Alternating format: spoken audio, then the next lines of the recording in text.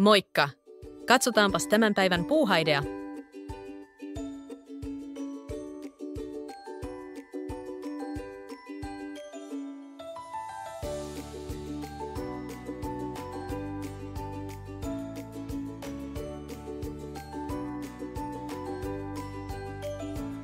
Askartele jotakin.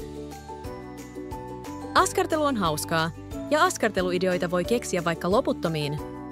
Askarteluista voi kehitellä vaikka isommankin projektin, jonka pariin voit palata useampana päivänä.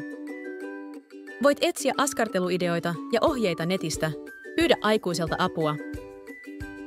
Kokeile askarella vaikka luonnon antimia apuna käyttäen. Katso, miten hienoja. Tai tee itsellesi vaikka naamari. Ei kun askartelemaan. Laita peukku ja tilaa kanava. Ja nähdään taas pian.